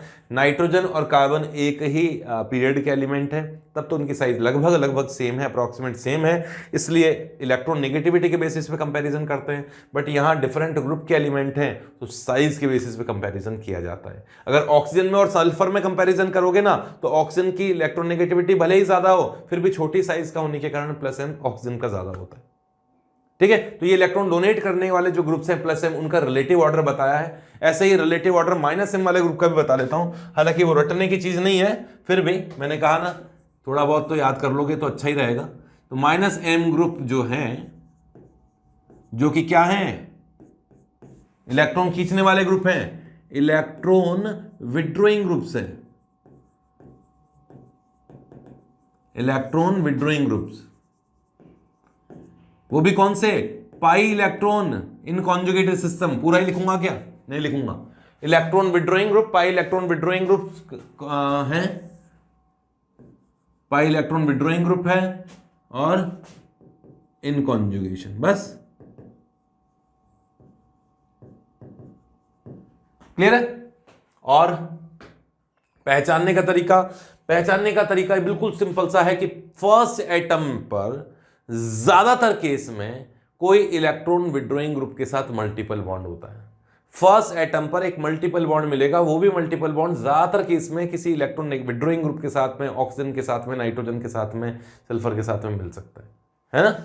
जैसे रिलेटिव स्ट्रेंथ ही बता देता हूं, ये रहा देखो, फर्स्ट एटम पर लोन पेयर मल्टीपल बॉन्ड है विड्रॉइंग ग्रुप के साथ में,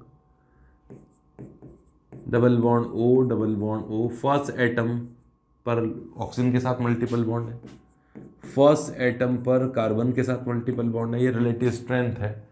फर्स्ट एटम पर ऑक्सीजन के साथ इलेक्ट्रॉन विड्रॉइंग ग्रुप के साथ में मल्टीपल बॉन्ड है।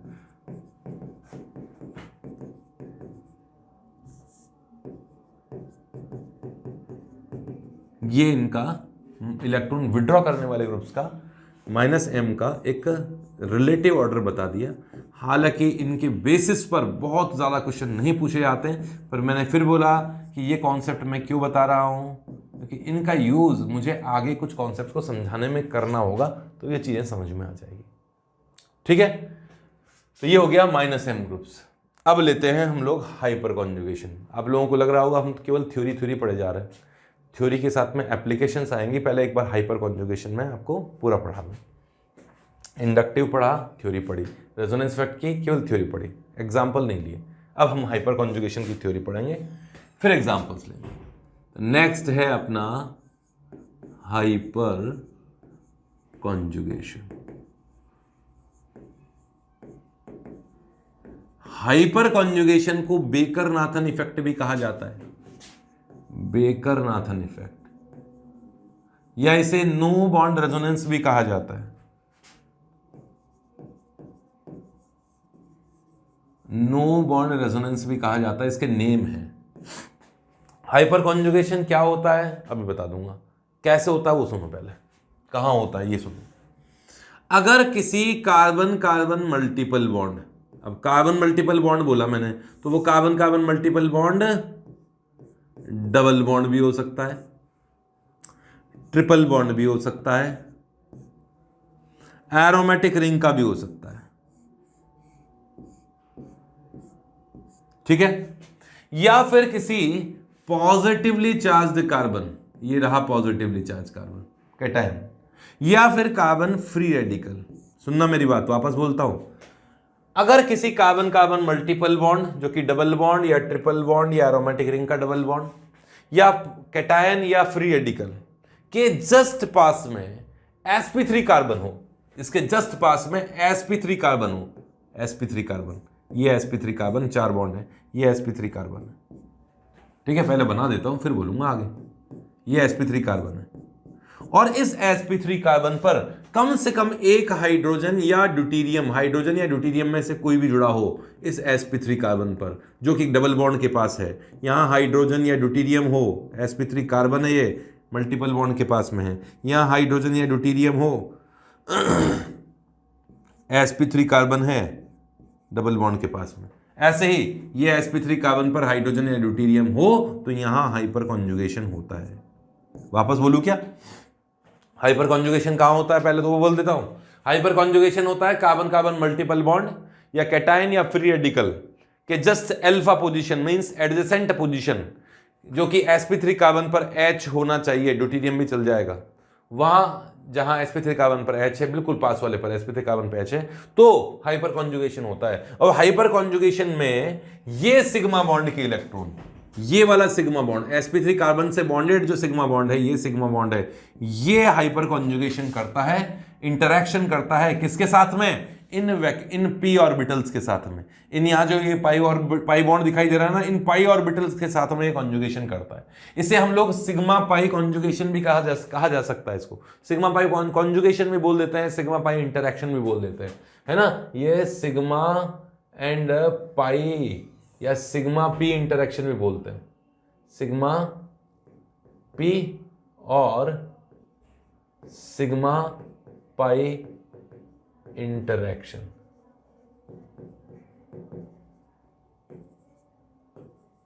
ठीक है, पहले तो मैंने ये बताया कि होता कहां है हाइपर कॉन्जुगेशन।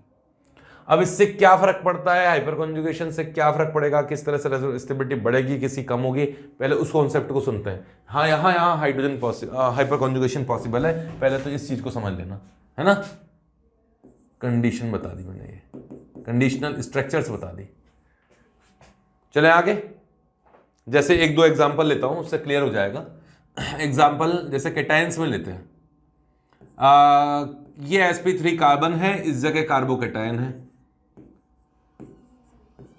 इस कैटायन के जस्ट पास में sp3 कार्बन पर सिग्मा बॉन्ड है। ये सिग्मा बॉन्ड का इलेक्ट्रॉन इस वैकेंट p ऑर्बिटल के साथ में कॉन्जुगेशन करता है, इंटरेक्शन करता है कुछ इस तरीके से कि ये इलेक्ट्रॉन इसको डोनेट किया गया, या फिर ये पाई इलेक्ट्रॉन जो है, पाई ऑर्बिटल जो सिग्मा ऑर्बिटल जो है इस वैकेंट p ऑर्बिटल के साथ इंटरेक्शन कर रहा है, जिसे इस तरीके से शो किया जाता है कि यहां ये H है, इस H का बॉन्ड इलेक्ट्रॉन इस तरफ चला गया तो यहां पॉजिटिव चार्ज आ गया। ये शो करने का तरीका है, और ये स्ट्रक्चर बनी।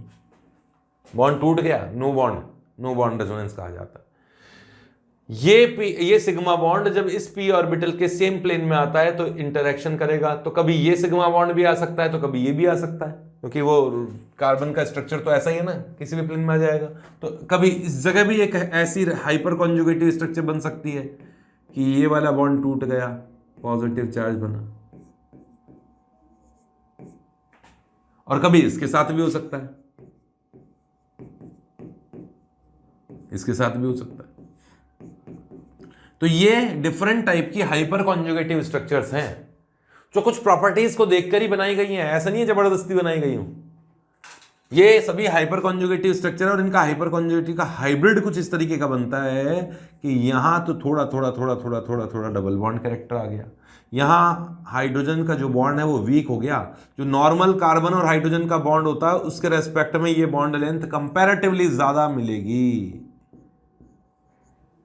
इस कार्बन पे पार्शियल पॉजिटिव चार्ज है तो थोड़ा बहुत पॉजिटिव चार्ज यहां भी आया है, इन हाइड्रोजन्स पर भी थोड़ा पॉजिटिव चार्ज का कैरेक्टर होता है। यह हाइपर कॉन्जुगेशन से एक्सप्लेन किया जा सकता है।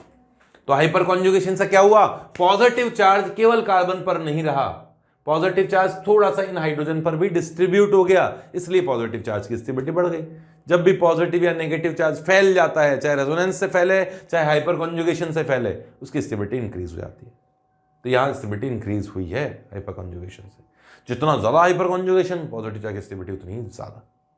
ठीक है, जैसे एल्कीन में भी बता देता हूं, कैटायन में तो बता ही दिया मैंने, एल्कीन में बताता हूं कि ये रहा sp3 कार्बन, यहां डबल बॉन्ड, ये एल्कीन है, प्रोपीन जिसे कहा जाता है, स्मॉलेस्ट एल्कीन है जिसमें हाइपर कॉन्जुगेशन होता है। ये डबल बॉन्ड के जस्ट पास में कार्बन है sp3 कार्बन, ये इलेक्ट्रॉन यहां शिफ्ट होंगे और ये इलेक्ट्रॉन यहां, इस तरीके से बना के दिखाया जाता है। देखो ये इलेक्ट्रॉन यहां गए तो इस कार्बन पर ये हाइड्रोजन पे पॉजिटिव चार्ज आ गया, ये वाला, और यहां डबल बॉन्ड आ गया, और यहां सिंगल बॉन्ड आ गया, यहां नेगेटिव चार्ज है। कभी ये CH बॉन्ड टूटा तो पॉजिटिव आया, कभी ये CH बॉन्ड टूटेगा इस जगह पॉजिटिव, कभी ये बॉन्ड टूटेगा इस जगह पॉजिटिव, ऐसा बनेगा। क्या बना, देखो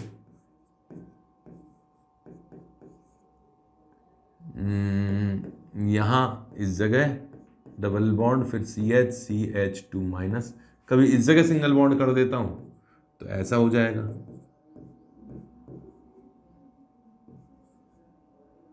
यहां positive double bond CH2 minus. ये इसकी हाइपर कॉन्जुगेटिव स्ट्रक्चर बनी। जितने अल्फा पोजीशन पर H थे 1 2 3, उतनी ही हाइपर कॉन्जुगेटिव स्ट्रक्चर बनी। ओरिजिनल स्ट्रक्चर तो है ही। इसकी स्टेबिलिटी बढ़ रही है, एक इलेक्ट्रॉन दूसरी कई जगह डिस्ट्रीब्यूट हो रहा है, इसका मतलब स्टेबिलिटी बढ़ रही है। एल्कीन की स्टेबिलिटी भी बढ़ती है इससे, हाइपर कॉन्जुगेशन से। हाइब्रिड की बात करें तो हाइब्रिड कुछ इस तरह का बनेगा।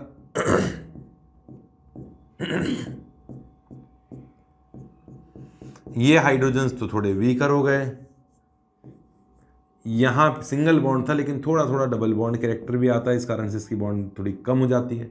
यहां डबल बॉन्ड था थोड़ा थोड़ा सिंगल बॉन्ड कैरेक्टर भी आता है, इसलिए इसकी बॉन्ड लेंथ थोड़ी बढ़ जाती है। यहाँ नेगेटिव, यहाँ पॉजिटिव, यहाँ पॉजिटिव, यहाँ पॉजिटिव, ये इसकी हाइब्रिड स्ट्रक्चर। ठीक है, ऐसे फ्री रेडिकल्स में भी हाइपर कॉन्जुगेशन होता है। फ्री रेडिकल्स का भी बनाता हूं, एक मिनट।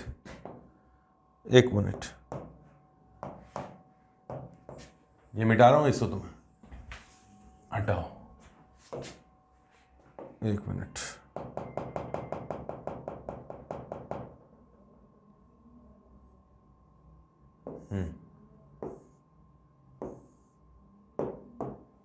फ्री रेडिकल्स में हाइपर कॉन्जुगेशन कैसे होता है वो भी देखो, कि ये रहा CH और यहां फ्री रेडिकल है। तो फ्री रेडिकल में क्या हुआ, ये डबल बॉन्ड है, एक इस double bond sorry sigma bond है, sp3 कार्बन का सिग्मा बॉन्ड है। इस पर ये बॉन्ड का एक इलेक्ट्रॉन इस हाइड्रोजन का है, एक इलेक्ट्रॉन इस कार्बन का है। इस एक इलेक्ट्रॉन ने और इस एक इलेक्ट्रॉन ने आपस में बॉन्ड बना लिया, हाइड्रोजन पे एक इलेक्ट्रॉन रुक गया। कुल मिला के हुआ क्या कि यहां तो बन गया डबल बॉन्ड H, हाइड्रोजन पे रह गया एक इलेक्ट्रॉन। कभी इस जगह एक इलेक्ट्रॉन रहेगा तो कभी इस जगह एक इलेक्ट्रॉन रहेगा। इस तरीके से हाइपर कॉन्जुगेशन होता है।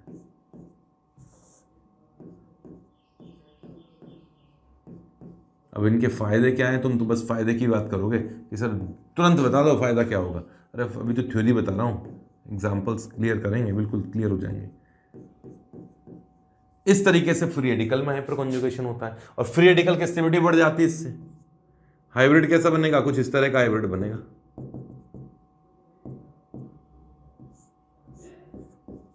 अरे यार, यहां रेडिकल तो नहीं बना पाऊंगा, यहां H, यहां H और यहां H और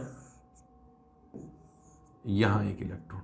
इस तरीके से जहां जहां हाइपर कॉन्जुगेशन होता है वहां वहां स्टेबिलिटी बढ़ती है। एल्कीन्स में हाइपर कॉन्जुगेशन के कारण ये जो डबल बॉन्ड था उसकी लेंथ बढ़ जाएगी सिंगल बॉन्ड कैरेक्टर आने के कारण। फ्री रेडिकल हो या कैटायन हो या एल्कीन हो, जितना हाइपर कॉन्जुगेशन ज्यादा होगा स्टेबिलिटी उतनी ही ज्यादा होगी।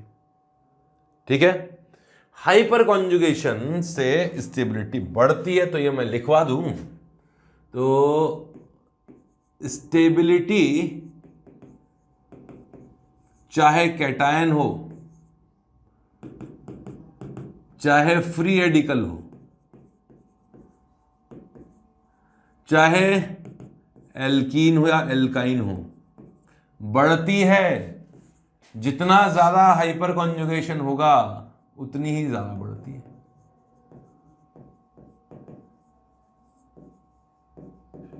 हाइपर कॉन्जुगेशन जितना ज्यादा स्टेबिलिटी उतनी ज्यादा। अब सवाल ये उठता है कि हाइपर कॉन्जुगेशन से भी स्टेबिलिटी बढ़ती है और रेजोनेंस के कारण भी तो इलेक्ट्रॉन एक जगह से दूसरी जगह शिफ्ट होते हैं तो भी स्टेबिलिटी बढ़ती है। तो किससे ज्यादा बढ़ती है, तो ऑब्वियसली रेजोनेंस के कारण ज्यादा बढ़ती है। रेजोनेंस इफेक्ट हाइपर कॉन्जुगेशन से ज्यादा इफेक्टिव है, हाइपर कॉन्जुगेशन इंडक्टिव इफेक्ट से ज्यादा इफेक्टिव है ना। अगर मैं इफेक्टिवनेस की बात करूं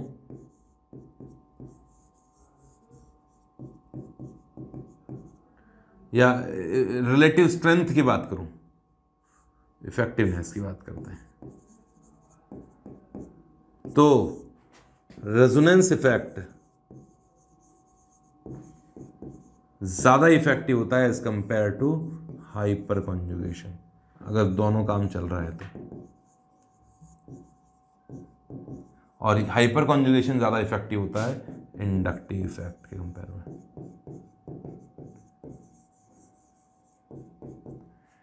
ठीक है, याद रखिएगा। चले आगे।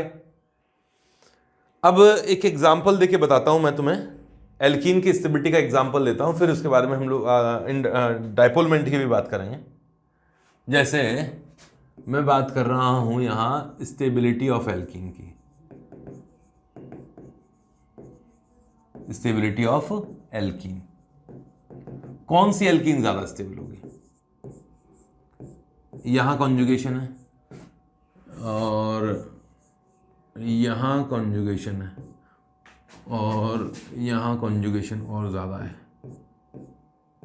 ऑब्वियसली ये इंक्रीजिंग ऑर्डर है स्टेबिलिटी का, टॉपिक स्टेबिलिटी, तो स्टेबिलिटी का इंक्रीजिंग ऑर्डर है क्योंकि वहाँ रेजोनेंस ज़्यादा है, यहाँ कम है, यहाँ और कम है। एग्जाम्पल नंबर 2, ये वाला एग्जाम्पल देखना, धीरे बनाता हूँ। ये वाला एग्जाम्पल देखो, ये देखो, ये देखो, इनमें किसी में भी रेजोनेंस नहीं है, किसी में भी नहीं है। यहां डबल बॉन्ड के जिस पास में sp3 कार्बन ही नहीं है तो इसमें हाइपर कॉन्जुगेशन नहीं होगा। बट यहां डबल बॉन्ड के जस्ट पास में sp3 कार्बन है, ये रहा sp3 कार्बन इस जगह, ये sp3 है और इस कार्बन पे 3 H भी है, तो इसमें 3 अल्फा H कर देता हूं, मतलब डबल बॉन्ड की अल्फा पोजीशन, डबल बॉन्ड के जस्ट पास वाली अल्फा पोजीशन है, 3 अल्फा H है, मतलब हाइपर कॉन्जुगेशन भी होगा, 3 तो बनेंगी रेजोनेटिंग हाइपर कॉन्जुगेटिव स्ट्रक्चर्स। इस डबल बॉन्ड के जस्ट पास में यहां भी sp3 कार्बन का H है, यहां भी sp3 कार्बन का H है, तो यहां भी 3 H है, यहां भी 3 H है, तो इसमें उसी हिसाब से 6 अल्फा H है, तो हाइपर कॉन्जुगेटिव स्ट्रक्चर भी उतनी ज़्यादा होंगी। इसमें इस डबल बॉन्ड के जस्ट पास में 3 यहाँ, 3 यहाँ और 3 यहाँ, मतलब 9 अल्फा हाइड्रोजन्स हैं। इसमें कितने 12 अल्फा हाइड्रोजन्स हैं, मतलब हाइपर कॉन्जुगेशन किस में ज़्यादा होगा? ऑब्वियसली इसमें ज़्यादा होगा, इसमें कम होगा, इसमें और कम होगा और इसमें और कम होगा, तो स्टेबिलिटी उस एल्कीन की ज़्यादा होगी। क्लियर है? अगर इसमें तो हाइपर कॉन्जुगेशन बहुत सारा है, लेकिन इसमें हाइपर कॉन्जुगेशन बिल्कुल नहीं है, इसमें हाइपर कॉन्जुगेशन नहीं है, इसमें रेजोनेंस नहीं है, बट इसमें रेजोनेंस है। इसमें हाइपर कॉन्जुगेशन बहुत बढ़िया है, 12 अल्फा H है, बट इसमें नो हाइपर कॉन्जुगेशन। एक्सपेरिमेंटली देखा गया कौन ज़्यादा स्टेबल होता है? सेकंड वाला ज़्यादा स्टेबल होता है। क्यों? क्योंकि इसमें रेजोनेंस है, तो रेजोनेंस इफेक्ट ज़्यादा इफेक्टिव होता है। क्लियर है? एक्सपेरिमेंटली कैसा देखा गया? हीट ऑफ हाइड्रोजनेशन से देख सकते हैं, वैसे और भी कई तरीके होते हैं, हीट ऑफ कंबशन वगैरह से भी देख सकते हैं। मैं अगर बता दूंगा आपको हीट ऑफ हाइड्रोजनेशन और हीट ऑफ कंबशन की बात बताता हूं, रुको, उससे पहले एक एग्जांपल और कर लेते हैं। ये वाला कंपाउंड है, इनमें से कौन ज्यादा स्टेबल है, बस ये बताना है।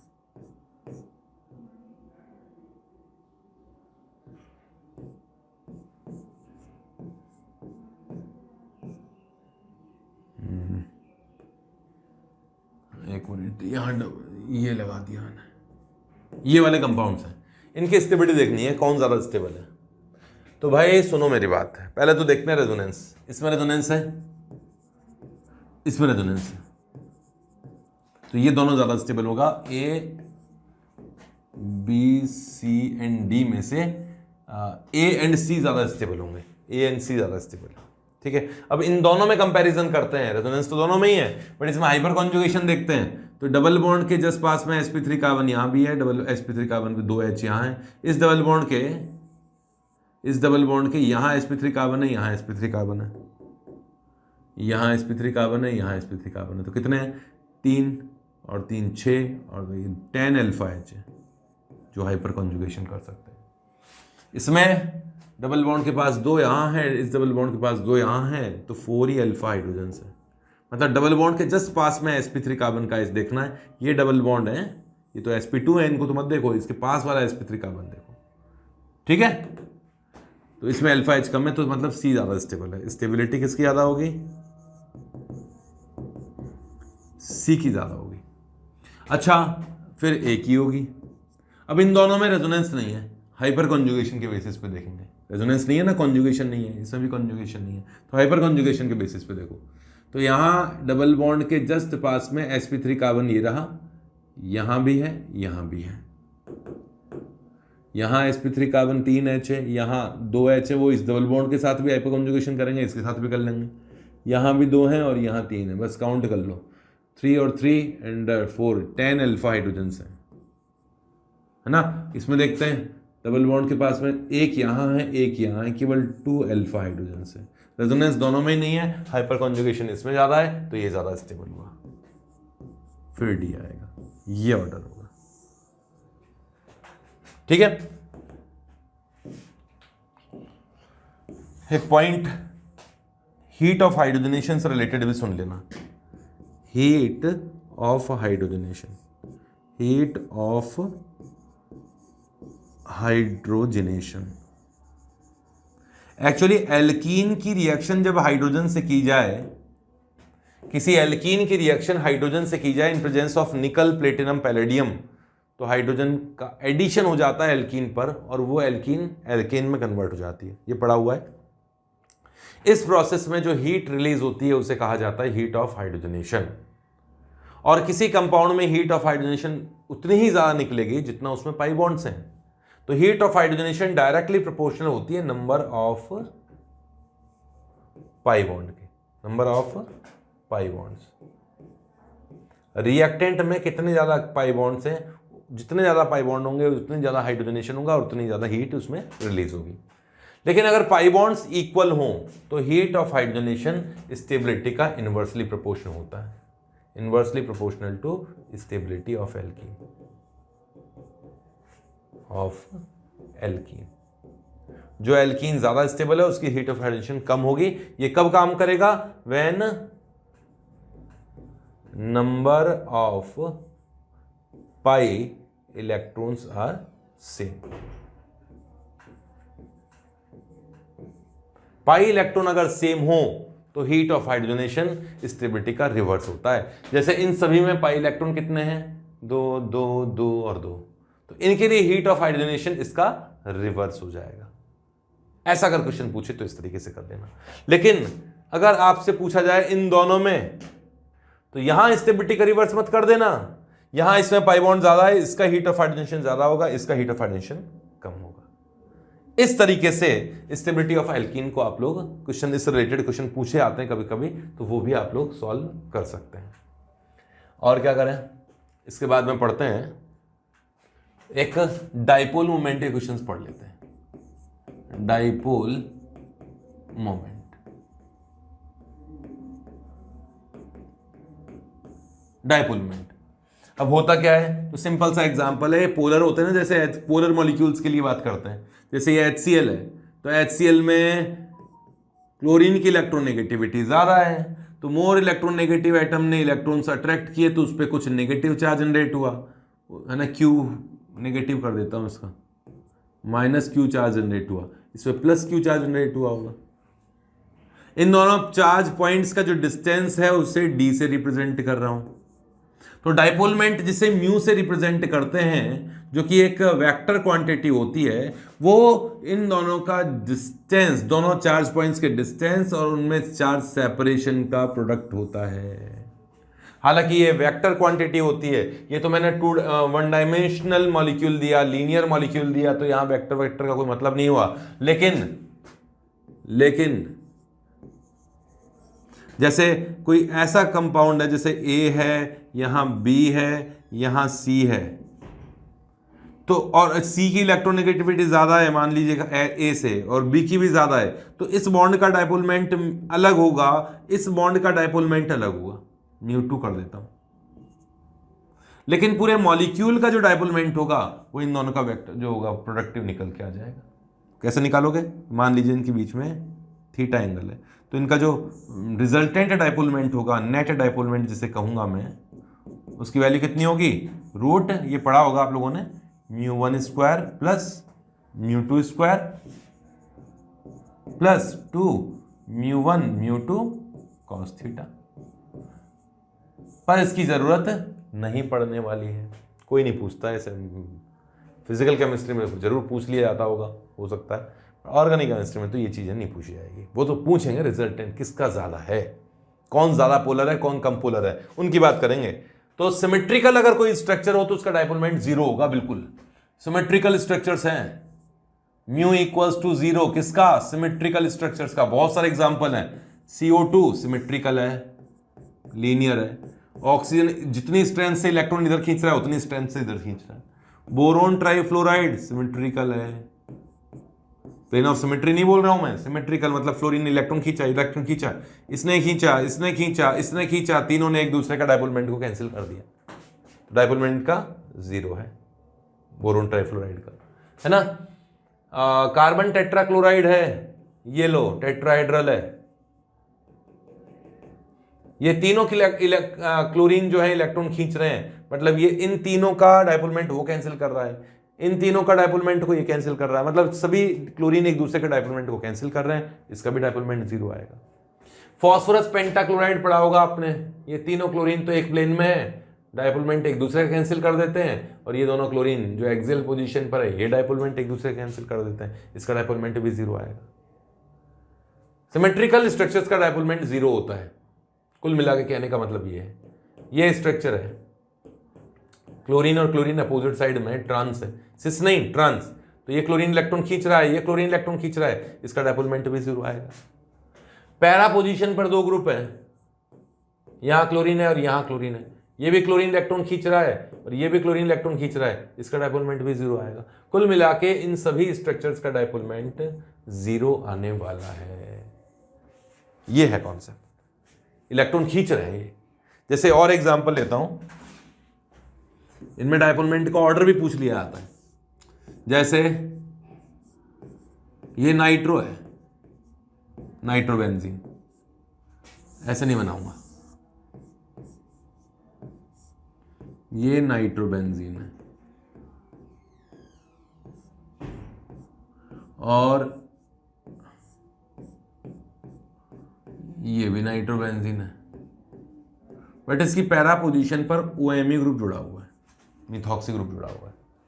देखना रेजोनेंस इफेक्ट ज्यादा इंपॉर्टेंट होता है ना, यहाँ रेजोनेंस हो रहा है, यहाँ रेजोनेंस हो रहा है, ये इलेक्ट्रॉन यहाँ गए, ये इलेक्ट्रॉन यहाँ गए, ये तो ऐसे ही चलेगा, मतलब इसने -m इफेक्ट शो किया, इसने भी -m इफेक्ट शो किया, रेजोनेंस तो इसने भी किया, ये इलेक्ट्रॉन यहाँ गए तो ये नेगेटिव हुआ, डबल बॉन्ड बना यहाँ, फिर इलेक्ट्रॉन, और जब यहाँ पॉजिटिव आया तो इसने इलेक्ट्रॉन डोनेट किए, लोन पेयर तो डोनेट करता है। कुल मिला के ये तो +m ग्रुप हो गया जो इलेक्ट्रॉन डोनेट कर रहा है, वो -m ग्रुप हो गया जो इलेक्ट्रॉन विड्रॉ कर रहा है। इसमें केवल -m था, इसमें -m के साथ +m भी ग्रुप भी है, यहाँ नेगेटिव चार्ज ज़्यादा बन जाएगा, यहाँ पॉजिटिव चार्ज ज़्यादा बन जाएगा, 2 पोल्स के बीच का डिस्टेंस हो गया ना, बढ़ गया ना, तो यहाँ डोनर ग्रुप, वहाँ एक्सेप्टर ग्रुप, इसका डायपोलमेंट ज़्यादा होगा। लेकिन अगर ऐसी सिचुएशन आ जाए कहीं पर, देखो यहाँ क्लोरीन है और यहाँ क्लोरीन है और यहाँ क्लोरीन है, ऑर्थो मेटा पैरा, ठीक है, इसका डायपोलमेंट तो 0 ही आएगा, क्योंकि क्लोरीन क्लोरीन एक दूसरे को, बिल्कुल वेक्टर है ना क्वांटिटी, तो इनकी एक दूसरे का डायपोलमेंट कैंसिल कर रहे हैं, लेकिन क्लोरीन ने इलेक्ट्रॉन इस तरफ खींचे, इस क्लोरीन ने इलेक्ट्रॉन इस तरफ खींचे, इस क्लोरीन ने और इस क्लोरीन ने, दोनों का एक ही डायरेक्शन में, ऐसे समझा रहा हूँ, इजीली समझ में आएगा। और जैसे जैसे एंगल बढ़ता जाएगा, एक दूसरे का अपोजिशन करना स्टार्ट किया, डायपोलमेंट कैंसिल कर दिया, तो ये एंगल धीरे धीरे बढ़ता जाएगा तो डायपोलमेंट कम होता जाएगा, इसका डायपोलमेंट सबसे ज़्यादा है, इसका डायपोलमेंट सबसे कम।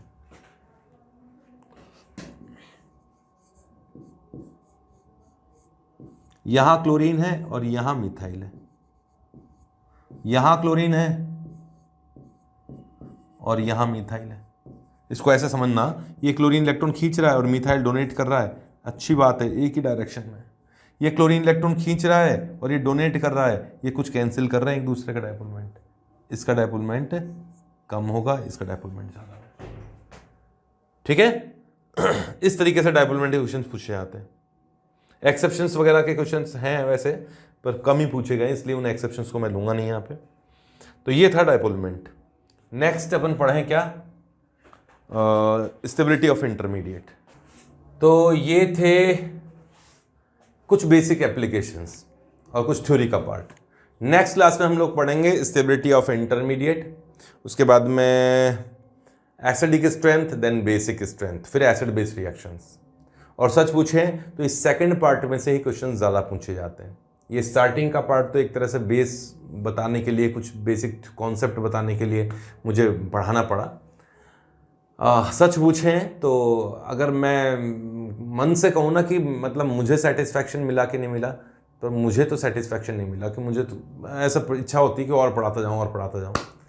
बट आपको जितना बताया गया है उनमें से पॉइंट्स को समझते हो, उन एग्जाम्पल्स को समझो अच्छी तरह से और उन एग्जाम्पल्स को करो।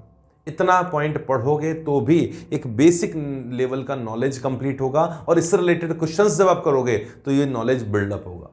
ठीक है, नेक्स्ट क्लास में मिलेंगे। 50% से भी ज़्यादा, 60 से भी ज़्यादा, इवन 70% के आसपास तक का अगर जियो से क्वेश्चंस आते हैं तो सेकंड वाले लेक्चर्स में से आएंगे। तो नेक्स्ट लेक्चर देखिएगा। Okay, bye.